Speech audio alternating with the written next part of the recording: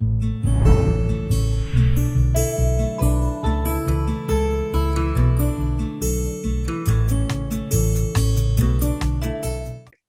you. Okay. Yeah. So, yeah, so now we'll open it up to question and answers. I have a question right off the bat. So you said support the immune system. I know personally from talking with people with autoimmune challenges that they're scared. Right. Because my body's attacking itself. So why should people with autoimmune diseases not be afraid to do things to support their immune system? You know, that's a really great question. So we think when our body's attacking itself, if we give more immune support to it, that it's going to attack itself even more, right? Right. Because we've been told by our doctors this is what we need to do. And so we think, well, if we give something to support our immune system, it's going to attack itself more. That's actually kind of a myth, if I can actually dispel that a little bit. What we need to do is we need to support the immune system. The reason the immune system's attacking itself is it's confused. It has some type of foreign body, okay, i.e. inflammation, okay, or maybe a protein that's been broken down or not digested correctly. And what it's doing is it's actually sending a signal to say, hey, we got an invader here. We don't recognize it, okay? And so then it'll actually increase that immune system. That's where giving yourself immune support, now it'll calm your immune system down and allow your body to start differentiating between self and foreign particles. So it's really important. Oh, I like that. Thank you. Who else has a question? Just unmute.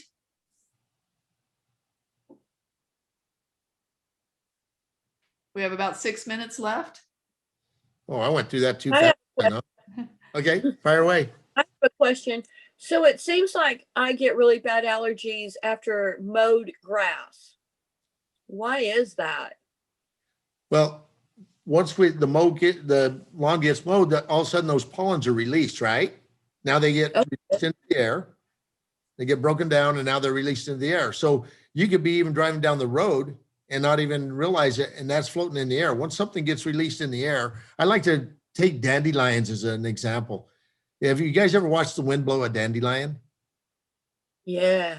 It can blow it for miles, right? Mm-hmm. And so once somebody 2 miles, 3 miles away from you can be mowing grass, and you can get a whiff of that, and all of a sudden you start having an issue.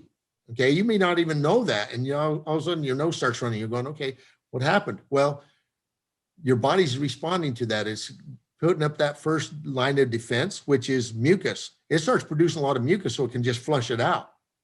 If it can't flush it out, it'll keep producing the mucus until it starts running down the back of your throat. And then we have a different reaction going on in the body at that point. Okay. Well, I understand that now. Thank you so much. You're welcome. I have a quick question for you. Okay. So I've been activated for a long time now. And for a long time, I used to have severe allergies. And for a long time, those really went away. Didn't have any allergy issues whatsoever. But it just seems like in the last 2 months for me that, or at least the last month, I would say, that I do seem to have more allergy issues.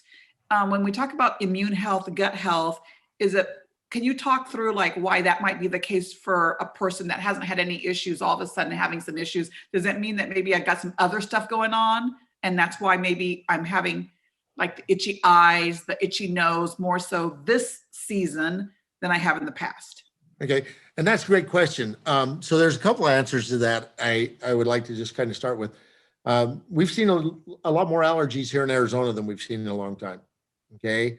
And part of it is the weather or the climate change a little bit this year has been a little different, okay?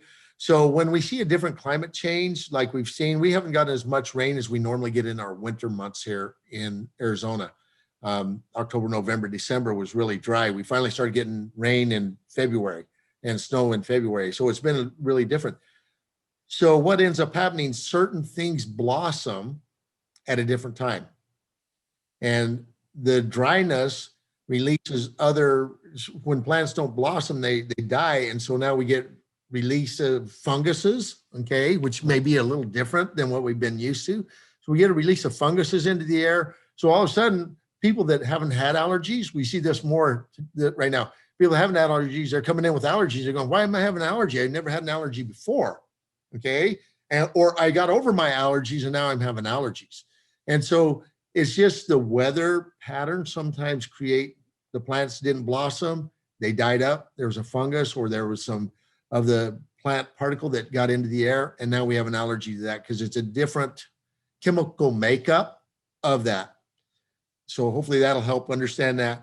The second thing is, we did get more rain, but the second thing is maybe there's something that you've changed in your diet a little bit, or maybe there's something that's been a little more of a stressor to you. Okay.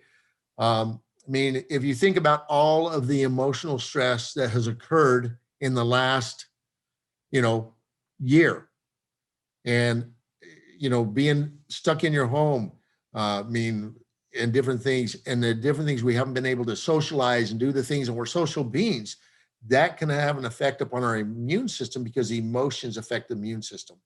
So that could be another factor that's creating that. Excellent. Thank you so much. That makes sense. You're welcome. Do we have time for one more question? Yeah. Okay, so I grew up drinking a lot of dairy, and about a year ago, I cut that out of my diet, and like you, I love ice cream. And I had that like last week, and I woke up the next morning with puffy hands, puffy feet, and a puffy face. But that never happened to me when I was little. Does our body like have a certain tolerance level that it builds to that, or what?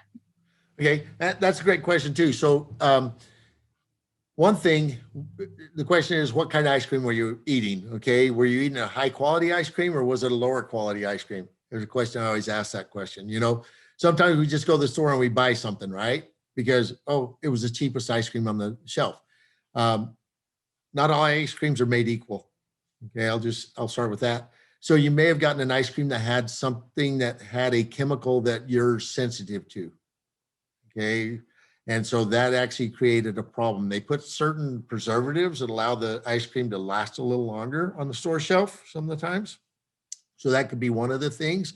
The other thing is you may have something that's a memory in there, okay, that your body has cell memory. We do have cell memory that occurs in our body. And so your body could be actually having a reaction to the fact that, you know what, I didn't like this one a long time ago, and now you're reintroducing it to me.